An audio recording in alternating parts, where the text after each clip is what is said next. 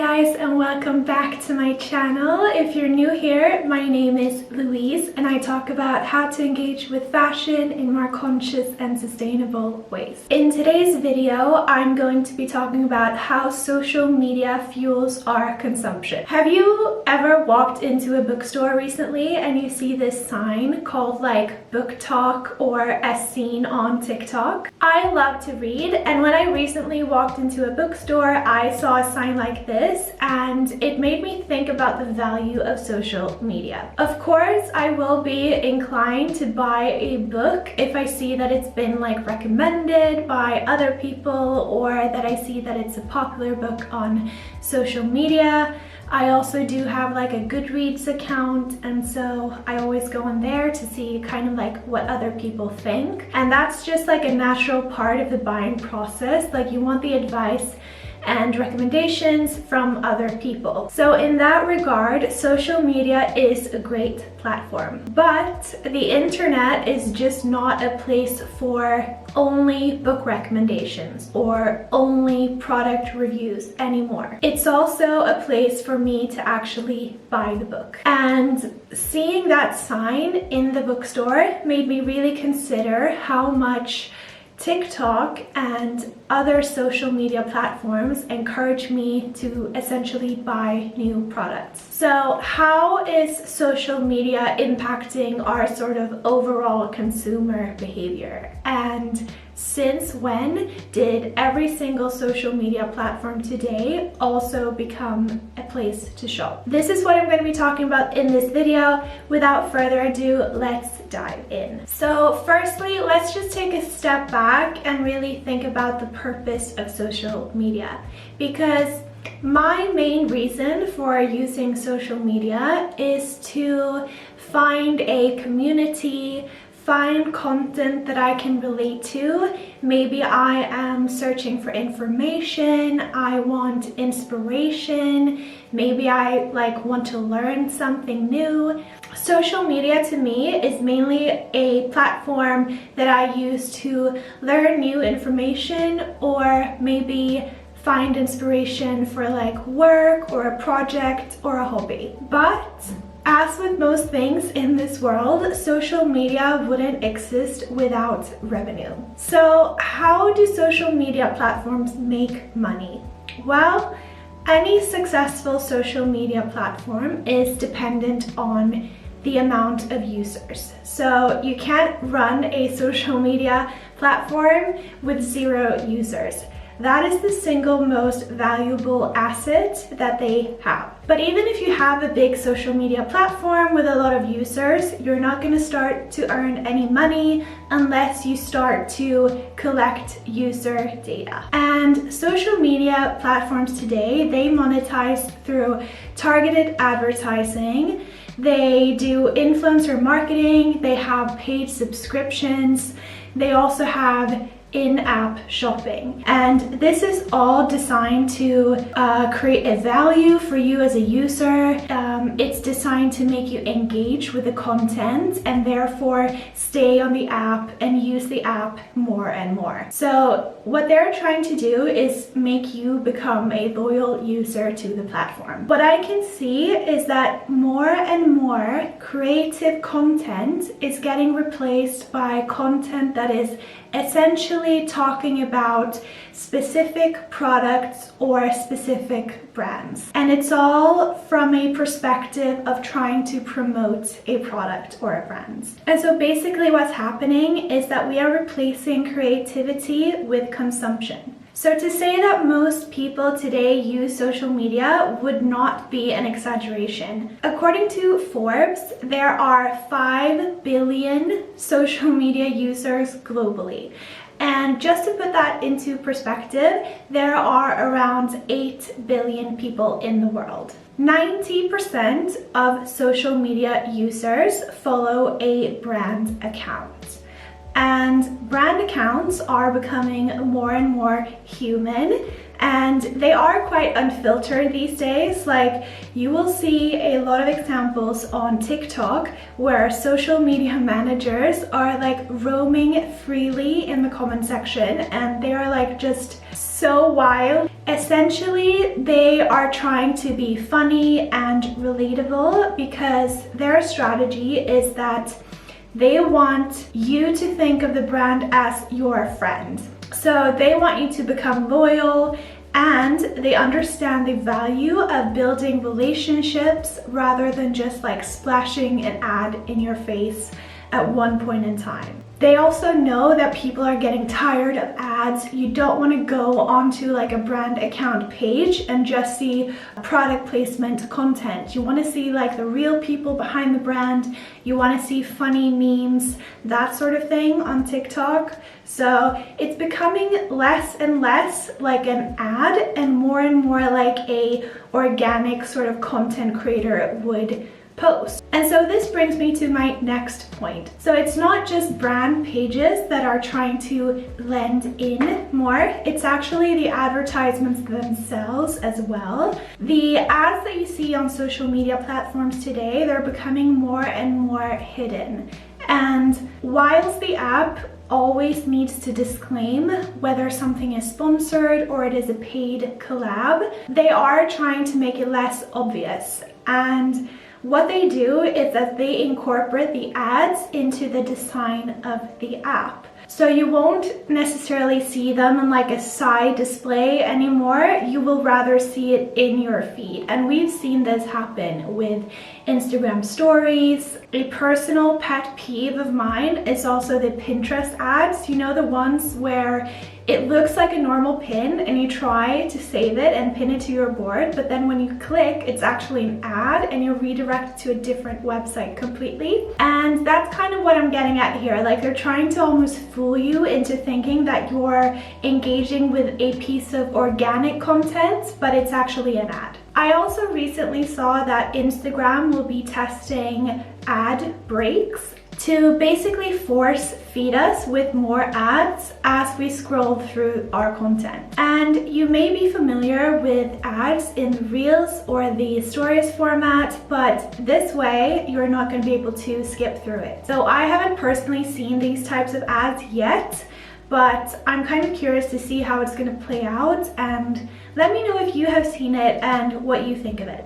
So I will say I do appreciate the intention that Instagram has with this ad break, but I don't think that they are pushing out more ads out of the goodness of their heart. I do understand the logic of enforcing a pause in between scrolling, because with infinite scrolling on most apps, there's literally no end to the amount of content that you can consume. And this goes for shopping as well. Like, for example, these days you're gonna find endless options for a specific item of clothing. As an example, if I search for a black dress on Google, there are 787000000 search results. I said that because I can't even say this number out loud, it's so big. So whilst that amount of search results may be overwhelming, let's just be honest. It's much easier to lay in bed, to scroll on your phone, and to find what you are looking for on there rather than make a physical trip to the store and like have a wander around and browse around in the store. So you can buy from any country, any brand. It may also be cheaper than if you buy it in store, but you're also more likely to buy something that you don't need if you're buying something online than you would if you went to the store and you considered it when you were holding the item of clothing in your hands. So engaging with this behavior doesn't come without consequence. Since the launch basically of online shopping has become less and less special to us. So we can do it anytime, any day, wherever we want.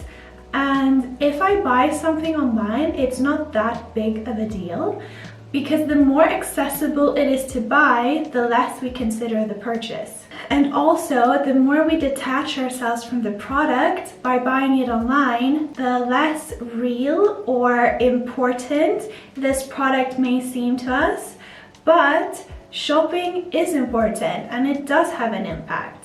Another important factor in clothing consumption is, of course, influencers. Influencer spending is forecasted to reach $35 billion by 2024, which is this year. It's no secret that influencer marketing works. There are in fact brands who have built their entire existence around it. Just as an example, Naked is a Swedish brand. They release influencer collaborations constantly, and they were also one of the very first clothing brands to start doing influencer collabs. But influencers are a driving force when it comes to trend cycles. The relationship between consumption and fashion trends is a vicious cycle. The faster we consume, the faster we move through trend cycles. Micro trends are also becoming even more niche. For example, mob wife, office siren, tomato girl. These are just a few examples of very niche fashion trends that emerged through TikTok, with fashion brands being quick to capitalize on these trends. It's only a matter of weeks before it falls off trend again. So, whilst you may not open your social media app with the intent to buy, 3 of the most popular social media apps, Facebook, Instagram, and TikTok, all have in-app shopping available. And I recently watched a video created by Katie Robinson where she talks about the TikTok shop and what to sort of think about before you buy something from there. And I'm gonna link it down below because it's such a great video and I think that you should watch it. In the video, she talks about how these platforms makes it super easy for us to consume not just content, but real products in an instant. And she also talks about how we have replaced sort of like more simple joys in life, such as reading a book or watching TV, with shopping. So essentially, shopping has become a new form of entertainment. There is actually a term called shoppertainment, and here is how Forbes describes it. Consumers can now buy something on screen with a single click or voice command. If companies execute it properly, shoppertainment can be a seamless experience where viewers become consumers and then return to viewing. So what do you think about this? I read this and I got a little bit scared because now we aren't just able to shop, but we are in fact encouraged to shop constantly. So of course overconsumption is an issue and we run the risk of consuming more than we actually can afford. Not just in terms of our own money, but also, of course, in terms of the environment. So what can you do? Well, to summarize, social media is probably a much more expensive habit of yours than you realized before, and it affects your time, it affects your money, and it may even affect your health. Speaking from a personal experience, I have had a lot of sleepless nights where I have scrolled and scrolled and scrolled through shops to find something to buy. And I still fall back into this behavior pattern from time to time because why wouldn't I when all of the apps are designed to make me feel this way? And when all of the apps that I use do have features which makes it so easy to buy. When I do end up buying something, I've usually spent so much time in front of my phone that I've missed out on free time.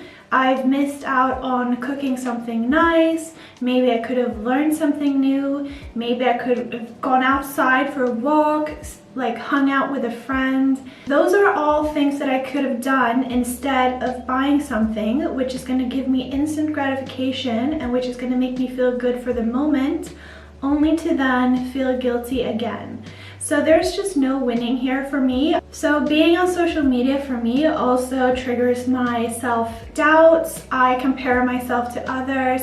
This isn't like a groundbreaking story in any way. I know a lot of people struggle with this, and unfortunately I do have a job which requires me to be on social media. It's not this one, I wish, but otherwise I would have definitely deleted all of my apps by now. So if you're like me and you feel that social media affects how you consume, then maybe it's time for you to take a break. This summer, I have 4 weeks of vacation from my job, and so I made a little bit of a promise to myself that one of those weeks I'm gonna try and go entirely offline, and my boyfriend is gonna keep his phone just in case of like emergencies and stuff, but I'm gonna be entirely off grid just to see how it affects my well-being as well as how it affects my consumer behavior. So I will of course let you know how I get on, and let me know if you try something like this as well, and maybe if you have tried it, how it has helped you. I would love to know. So as a semi-ironic ending to this video, if you want to connect with me on Instagram, you can find me there at Louise Wears.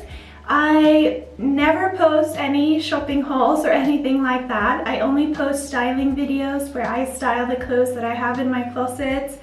I also do like daily outfit pics, and I do a little bit of advice on how to make your outfits more fun, and I post some quotes. So if you like that type of stuff, you should follow me on there. I also have a website, louisewears.com, where you can download one of my style guides.